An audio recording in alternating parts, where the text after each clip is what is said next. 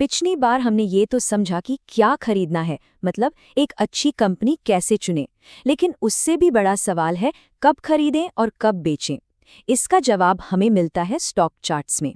तो चलिए चार्ट्स की इस दिलचस्प दुनिया को समझना शुरू करते हैं। यही तो सबसे बड़ा सवाल है ना? किसी अच्छी कंपनी का शेयर चुन लेना तो कह लीजिए कि बस आधी लड़ाई है। असली चैलेंज तो सही समय पर एंट्री और एग्जिट करने में है। और जानते हैं, यहीं पर चार्ट्स हमारी सबसे ज्यादा मदद करते हैं। देखिए, टेक्निकल एनालिसिस को लेकर घबराना नहीं है।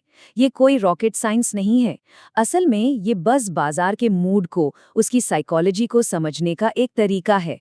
ये जो आंकड़े और पैटर्न्स होते हैं ना, ये हमें बताते हैं कि दूसरे इन्वेस्टर्स क्या सोच रहे हैं।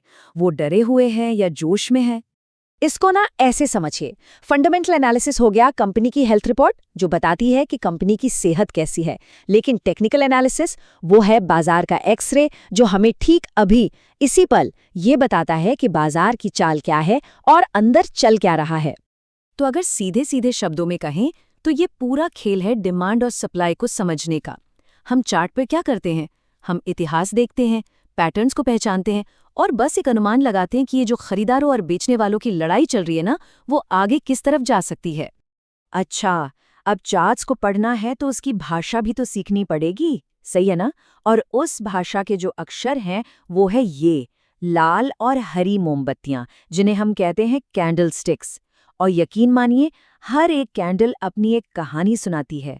देखिए, कॉन्सेप्ट बहुत सिंपल है। हरी कैंडल का मतलब खरीदार जीत गए।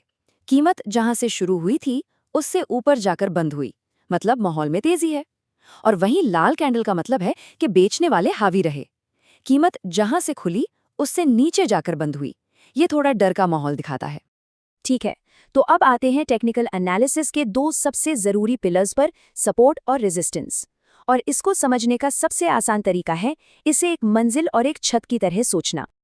तो सोचिए, सपोर्ट वो मंजिल है जहां गिरती हुई कीमत को खरीदार मिल जाते हैं। वो एक फर्श की तरह काम करती है जहां से कीमत टकराकर वापस ऊपर उछल जाती है।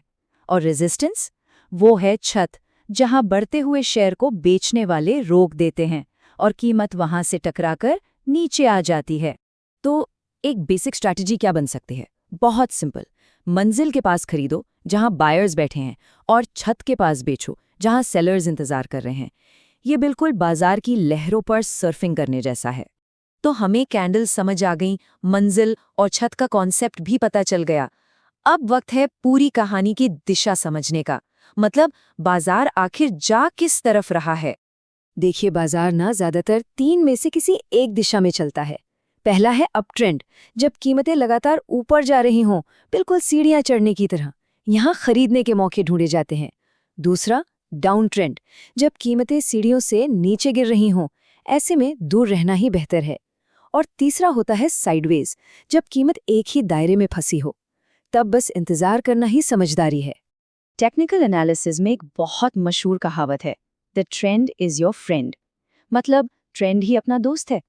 सोचिए, धारा के साथ तैरना हमेशा आसान होता है ना? बस वही लॉजिक यहाँ भी है। हमेशा ट्रेंड की दिशा में ट्रेड करने की कोशिश करनी चाहिए। अब बात करते हैं उस पल की जिसका हर ट्रेडर को बेसब्री से इंतजार रहता है। ये वो क्लाइमैक्स है जहां हमारे सारे कॉन्सेप्ट्स एक साथ काम आते हैं और एक जबरदस्त मूव देखने को मिलता है। तो ये होता है ब्रेकआउट। ब्रेकआउट तब होता है जब कोई शेयर अपनी छत यानी अपने रेजिस्टेंस को तोड़कर ऊपर निकल जाता है। पर असली ब्रेकआउट की पहचान होती है बहुत ज्यादा वॉल्यूम से। ये वॉल्यूम ही हमें बताता है कि इस मूव के पीछे ताकत कितनी है, पैसा कितना लगा है। एक सच्चे ब्रेकआउट में ट्रेडिंग वॉल्यूम अक्सर नॉर्मल से, कह लीजिए, दुगने से भी ज्यादा होता है। ये एक साफ सिग्नल है कि बड़े बड़े खिलाड़ी और बहुत सारे लोग इस मूव में शामिल हो रहे हैं। ये एक तरह का कलेक्टिव भरोसा है। और यही वो मोमेंट है जब शेयर एक रॉकेट बन जाता है। जैसे ही वो छत, वो रेजिस्टेंस टूटता है, कीमत बहुत तेजी से ऊपर भाग सकती है। क्यों? क्योंकि जो बेचने वाले छत पर बैठे थे वो सब अब रेस से बाहर हो चुके हैं। तो आज हमने चार्ट की भाषा के कुछ बेसिक प्रिंसिपल्स सीखे। लेकिन एक बात याद रखनी है, चार्ट पढ़ना सिर्फ साइंस नहीं, एक आर्ट भी है। एक स्किल है जो सिर्फ जानने से नहीं बल्कि प्रैक्टिस करने से आती है। तो एक छोटा सा काम करते हैं। किसी भी चार्टिंग ऐप जैसे ट्रेडिंग व्यू या किसी वेबसाइट पर जाकर किसी बड़ी कंपनी का चार्ट खोलिए, जैसे रिलायंस या TCS, और बस पिछले 1 महीने के चार्ट में वो मंजिल और छत यानी सपोर्ट और रेजिस्टेंस को पहचानने की कोशिश कीजिए। ये अभ्यास आंखों को ट्रेन करने के लिए बहुत अच्छा है। अब जाहिर है चार्ट पढ़ना तो कहानी का सिर्फ एक हिस्सा है। असल में पैसा बनाने के लिए रिस्क को मैनेज करना सीखना पड़ता है ताकि नुकसान कम से कम हो। और इसी ज़रूरी टॉपिक पर हम बात करेंगे अपने अगले सेशन में, क्योंकि सीखने के लिए हमेशा कुछ न कुछ नया होता ही है।